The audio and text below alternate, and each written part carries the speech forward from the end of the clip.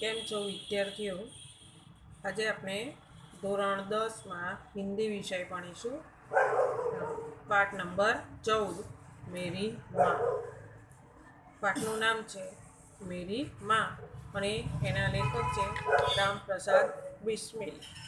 રામપ્રસાદ બિસ્મિલ કોણ હતા કે આપણે સૌ જાણીએ છીએ કે એ ક્રાંતિકારી હતા અને એ કાકોરી ટ્રેન જે લૂંટવાની ઘટના બની હતી એમાં એ સામેલ હતા અને પછી પકડાઈ ગયા હતા, એટલે એમની ફાંસી આપવામાં આવી હતી.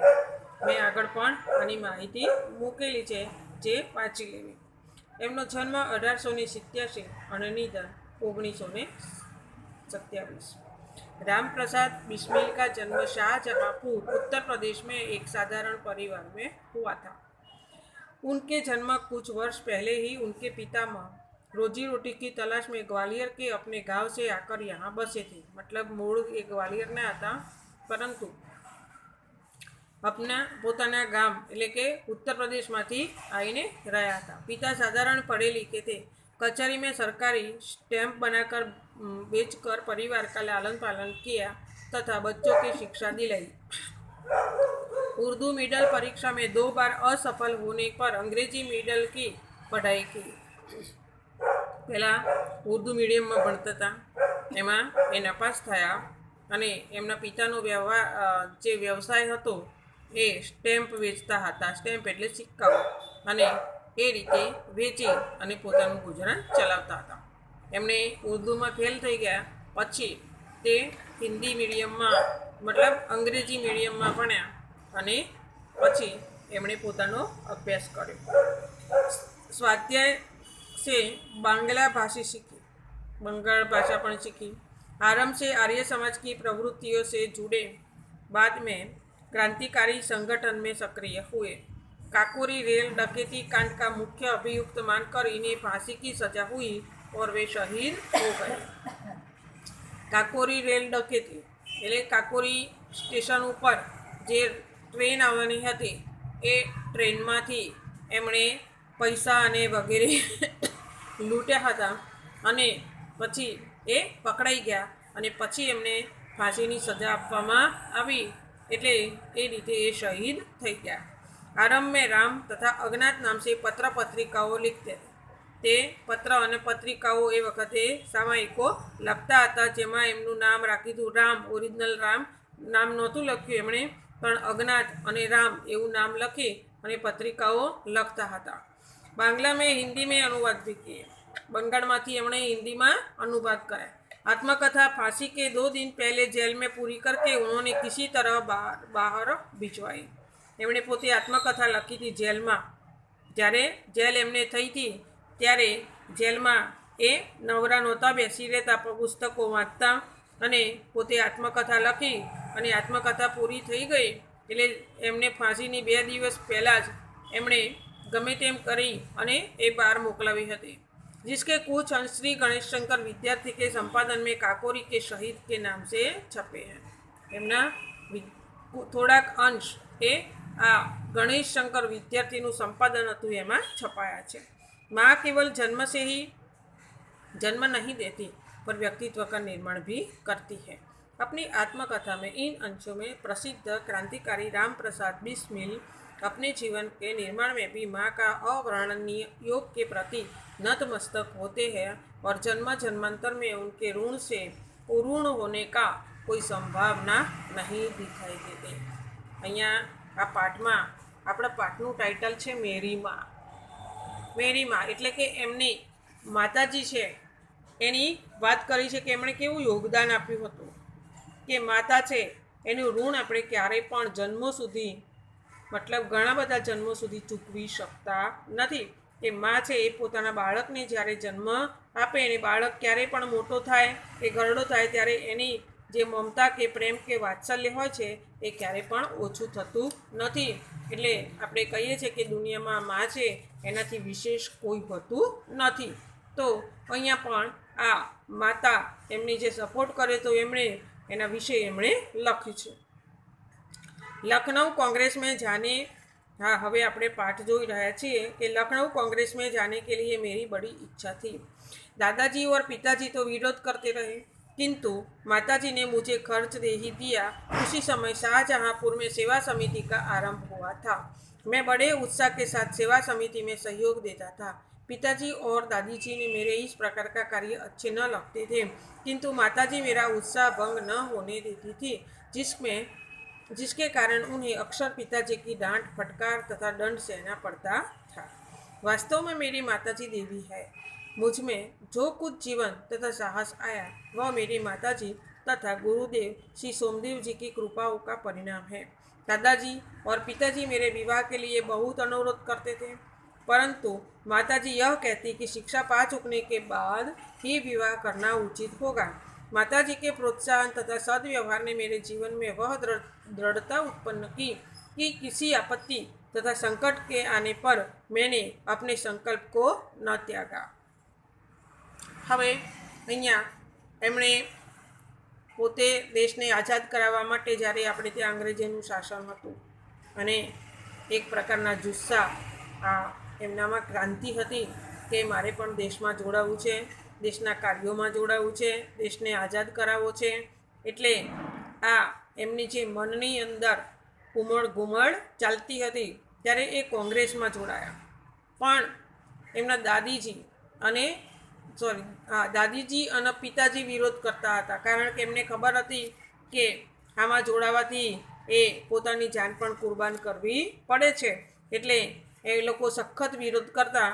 પણ એમના માતાજી હતા એ એમને પ્રોત્સાહન આપતા અને ખર્ચ પણ આપતા।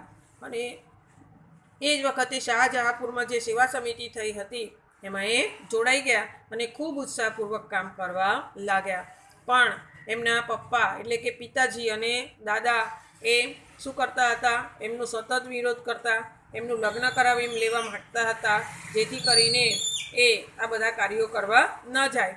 એટલા માટે એમણે એમની માતાજી છે એ બધી જ વખતે એમનું ઉપરાળું લેતા અને પછી એમને વારંવાર પ્રોત્સાહન આપતા હતા અને એમના જે ગુરુજી હતા એ પણ એમને પ્રોત્સાહન પૂરું પાડતા અને હંમેશા સપોર્ટ કરતા।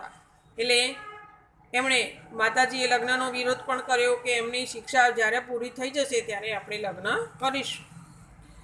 एक समय मेरे पिताजी दीवानी मुकदमे किसी पर दावा करके वकील से कह रहे थे कि जो काम हो वह मुझसे करा ले। कुछ आवश्यकता पड़ने पर वकील साहब ने मुझे बुला भेजा और कहा कि मैं पिताजी के हस्ताक्षर वकालनामा पर कर दूं। मैंने तुरंत उत्तर दिया कि यह तो धर्म के विरुद्ध होगा, इस प्रकार का पाप मैं कदापि नहीं कर सकता। वकील साहब ने बहुत समझाया कि मुकदमा खारिज हो जाएगा, किंतु मुझ पर कुछ भी प्रभाव न हुआ तो मैंने हस्ताक्षर किए। अपने जीवन में हमेशा सत्य का आचरण करता था, चाहे कुछ हो जाए, सत्य बात कह देता था। હવે એક ઘટનાનું આલેખન કર્યું છે કે એ કેટલા ઈમાનદાર પણ હતા એનો અહીંયા આ નમૂનો છે કે એમના જે પિતાજી હતા એના દીવાન એ કોઈ કોર્ટનો કેસ માટે એ શું કરતા હતા, બહાર ગયેલા હતા पिताजी, ત્યારે દીવાનને કીધું કે અને વકીલને પણ કહીને કહ્યું કે જો પણ કામ હોય એ એમના પુત્ર એટલે કે રામપ્રસાદ જોડે કરાવી લેવામાં આવે। ત્યારે વકીલે એને એમ કીધું કે તમારા આ વકીલાતનામું છે એમાં તમારા પિતાજીના હસ્તાક્ષર જોઈએ છે, એના બદલે તમે કરી લો। પણ એમણે કીધું કે ના, આ ધર્મની વિરુદ્ધ છે, આ કાર્ય હું ન કરું। જ્યાં પિતાજીના હસ્તાક્ષર કરવાના હોય તો એના બદલે હું કેવી રીતે કરી શકું? તો એવી રીતે એમણે હસ્તાક્ષર ન કર્યા અને પોતાના મન ઉપર અડગ રહ્યા અને આ સત્યતા ઉપર રહેવું એમ કે સત્ય ઉપર આચરણ કરવું એ એમનું આ ગાંધી માર્ગે મતલબ જે વ્રત હતા એ વાત એમના મનમાં હતી કે સત્ય જે છે એ સત્ય જ રાખવાનું, ખોટું કાર્ય કરવાનું નહીં। 11 वर्ष की उम्र में माताजी का विवाह शाहजहांपुर में आई थी। उस समय वह नितांत अशिक्षित एक ग्रामीण कन्या के समान थी। शाहजहांपुर आने के थोड़े दिन में दादी जी ने उसे छोटी बहन को बुला लिया। उन्होंने माताजी को गृह कार्य की शिक्षा दी। थोड़े दिनों में माताजी ने घर के सब काम काज को सुलझा लिया। और भोजन आदि का ठीक ठीक प्रबंध करने लगी। मेरे जन्म होने तक 5 या 7 वर्ष के बाद उन्होंने हिंदी पढ़ना आरंभ किया। पढ़ने का शौक उन्हें खुद भी पैदा हुआ था। मोहल्ले की सखी सहेली जो घर पर आया करती थी, उन्हीं में जो शिक्षित थी, वो माताजी उनसे अक्षर बोध करती। उस प्रकार घर का सब काम करा चुकने के बाद जो कुछ समय मिलता उसमें पढ़ने लिखा करती। परिश्रम के बल से थोड़े दिनों में ही वह देवनागरी पुस्तकों का अध्ययन करने लगी। मेरी बहनों को छोटी आयु में माताजी ने शिक्षा दिया करती थी। जब मैंने आर्य समाज में प्रवेश किया तब माताजी से खूब वार्तालाप होता। उस समय की अपेक्षा अब उनके विचार की कुछ उदार हो गए हैं। यदि मुझे ऐसी माता मिलती तो मैं भी अति असाधारण मनुष्यों की भांति संसार चक्र में फंस कर जीवन निर्माण करता। शिक्षा दी के अतिरिक्त क्रांतिकारी जीवन में भी उन्होंने वैसी भी सहायता की। અહીંયા બહુ નાની ઉંમરની વાત એમના માતાજીની વાત કરવામાં આવે છે કે એમના માતાજીના લગ્ન માત્ર 11 વર્ષમાં કરવામાં આવેલા અને એ લગ્ન કરીને સાસરે આવ્યા ત્યારે એમને કંઈ આવડતું નહોતું અને બિલકુલ અભણ હતા. એમણે ગ્રામીણ કન્યા એટલે ગામડામાં ઉછેર થયેલો હતો એટલે એમને રસોઈ કે કશું આવડતું નહોતું. ત્યારે એમના જે સાસુ હતા એમણે પોતાની છોટી બેન મતલબ નાની બેનને બોલાવી અને ગૃહ કાર્યની શિક્ષા આપી, રસોઈની શિક્ષા આપી અને આ બધું ધીમે ધીમે ધીમે એમણે થોડાક ટાઈમમાં બધું હસ્તગત કરી લીધું અને પછી એમણે ભણવાનું પણ ચાલુ કરી દીધું અને પોતાના બાળકોને પણ સાચવતા અને ધીમે ધીમે ધીમે અક્ષરબોધ એટલે અક્ષર જ્ઞાન પ્રાપ્ત કર્યું અને એમાંથી મોટા મોટા પુસ્તકો પણ વાંચવા માંડ્યા અને આ રામપ્રસાદ જોડે એ બધી ગ્રંથનું અને વાતો પણ કરતા હતા, ચર્ચા વિચારણા કરતા હતા. જેસી બેજીનિકો માતા. હવે રામપ્રસાદે એવું કીધું કે આવી માતા મળે આપણને તો આપણો જન્મ સિદ્ધ થઈ જાય. माताजी को सबसे बड़ा आदेश मेरे लिए यही था कि किसकी प्राण हानि न हो. माताजी वारंवार एमने टोकती थी कि कोईना प्राण लेवाना नहीं, मतलब कोई प्रकारनी एवी हिंसा न करवानी के अहिंसा न करवानी कि जेना कारणे कोईना जान मतलब जीव थी जतु रहे. उनका कहना था कि अपने शत्रु को भी प्राण दंड न देना, कोईने एवी शिक्षा पण न आलवानी कि जेथी करीने आनो जीव जतो रहे. इन्हें इसी आदेश पूर्ति के लिए मुझे मजबूरन तो एक बार अपनी प्रतिज्ञा भंग करनी पड़ी थी અને કેટલીક વાર એમની સાથે જ્યારે અમાનવીય વ્યવહાર થયા ત્યારે કોઈ વાર એમણે પ્રતિજ્ઞાનો ભંગ કર્યો. એ પણ સત્ય ઘટના એમણે લખી છે. જન્મદાત્રી જનની. જન્મદાત્રી એટલે જેણે આપણને જન્મ આપ્યો છે તે એટલે જન્મદાત્રી. જનની એટલે પણ માતા. इस जीवन में तुम्हारा ऋण उतारने का प्रयत्न करने का भी अवसर न मिला. जुओ अहींया विस्मिल कहे छे कि आ जन्म में तो तने मने तारू ऋण उतारवानो मने समय मळ्यो नथी. इस प्रकार मैं तो क्या आदि अनेक जन्मों में भी सारे जीवन का प्रयत्न करूँ तो भी उससे ऋण नहीं हो सकता. मतलब हूँ केटला पण जन्मों लईश तो पण मातानुं ऋण छे ए तमे गमे तेटला जन्म लो पण उतारी शकता नथी. एटलुं मातानुं ऋण होय छे. मुझे जीवन की प्रत्येक घटना का स्मरण है कि तुमने जिस प्रकार अपनी देववाणी का उपदेश करके मेरा सुधार किया. तुम्हारी दया से ही मैं देश सेवा में संलग्न हो सकता. धार्मिक जीवन में भी तुम्हारे प्रोत्साहन की सहायता दी. जो कुछ शिक्षा मैंने ग्रहण की उसका श्रेय तुम ही को है. पोतानी माता छे एमनो आभार माने छे कि मारू एम के सरस मजानी केळवणी करी, देशभक्ति में जोड़वा माटे मने प्रोत्साहन आप्युं અને સાથ સહકાર આપ્યો તો ધાર્મિક ગુણોનું સિંચન કર્યું.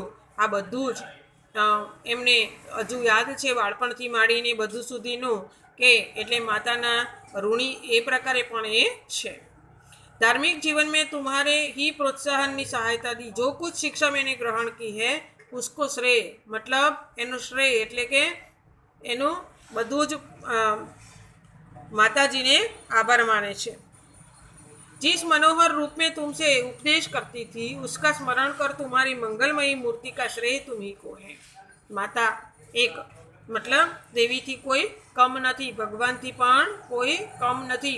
એટલા માટે એ માતા ને વારંવાર કહે છે કે નતમસ્તક હંમેશા આપણી માતાની સામે આપણું મસ્તક ઝૂકી જાય એવું માતાનું આચરણ હોય છે.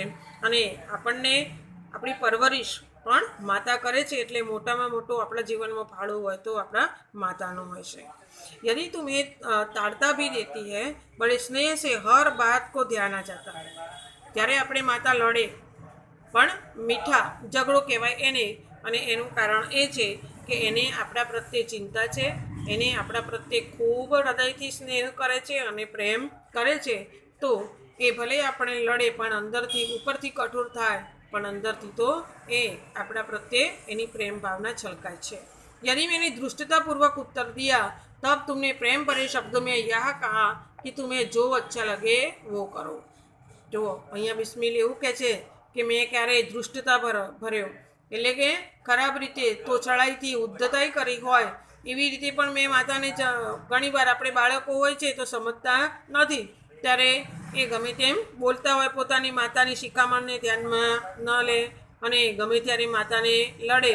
તો એવું ઘણા મતલબ બાળકો એવું કરતા હોય છે કે જ્યારે બહુ ના સમજ હોય ત્યારે, પણ ત્યારે પણ માં છે એ તો સમજે છે કે આની ઉંમર એવી છે અથવા તો એની સમજદારી ઓછી છે કે જેના કારણે એ આવું કરે છે, એટલે માતા આપણને હંમેશા માફ કરી લે છે.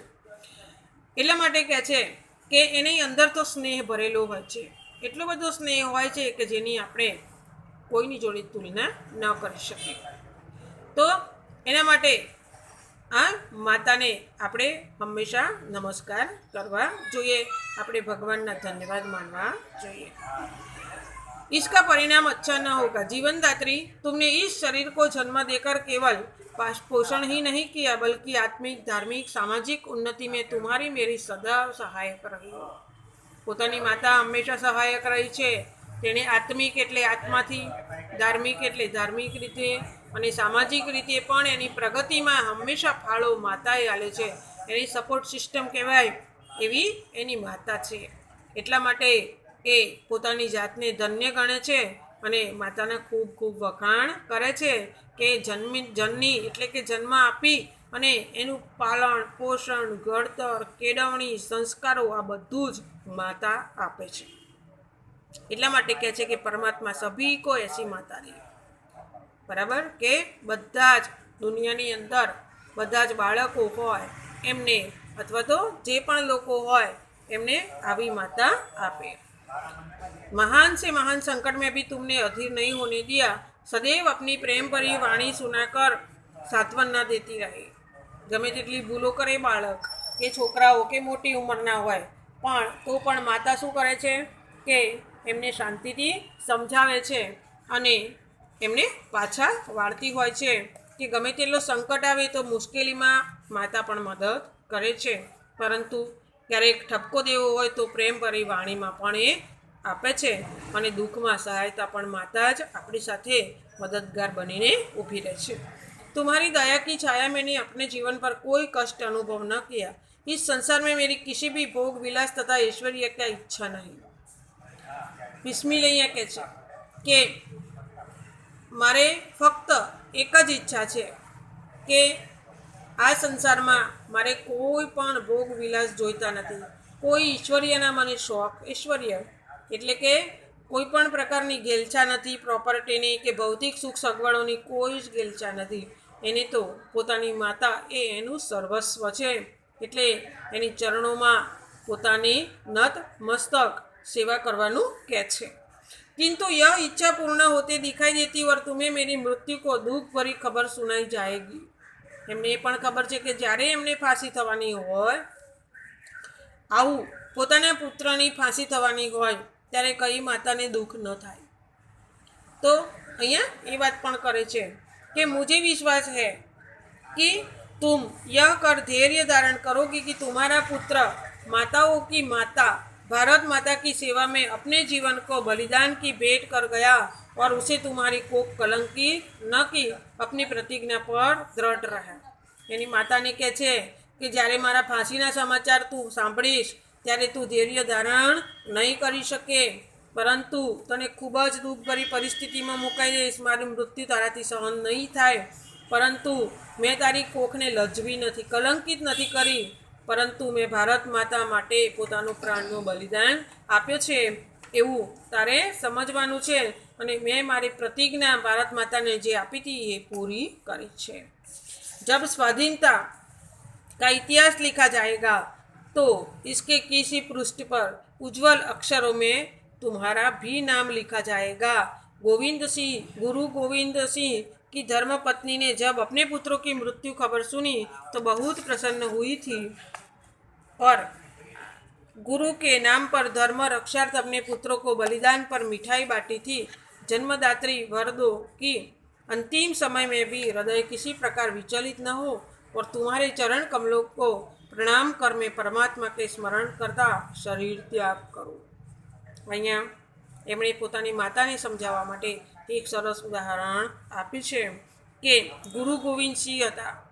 એમણે શું કર્યું હતું કે તેમના ધર્મપત્ની પોતાના જે પુત્ર હતા એમની ખબર સુની હતી, શહીદો થઈ ગયા હતા એ લોકો, અને ત્યારે એમણે કકડાટ કે વલોપાત નહોતું કર્યું, પરંતુ પોતાની જન્મભૂમિ માટે પોતાના પુત્રોએ જે બલિદાન આપ્યું છે, શહીદ થઈ ગયા, તો એમણે મીઠાઈઓ વેચી હતી કે મારા પુત્રો છે એમણે ખૂબ જ સારું ગર્વથી માથું ઊંચું થાય એવું કાર્ય કર્યું છે, તો તું પણ એમ કે રોઈ અને રડીને કકડાટ ન કરીશ અને બિલકુલ દુઃખ ન કરીશ અને તારા હૃદયમાં મતલબ હૃદય વિચલિત ના થઈ જાય અને મને તું એવી રીતે આશીર્વાદ આપ કે મારો જ્યારે અંતિમ સમય આવે ત્યારે મારું હૃદય છે એ વિચલિત ન થાય અને તારા ચરણ કમલમાં હું પ્રણામ કરું છું અને હું પરમાત્માનું સ્મરણ કરીશ કે જેથી કરીને હું એવી રીતે શરીર ત્યાગ કરીશ કે હું હંમેશા ભગવાનને પ્રાર્થના કરતો રહીશ કે જેટલી વાર હું જન્મ લઉં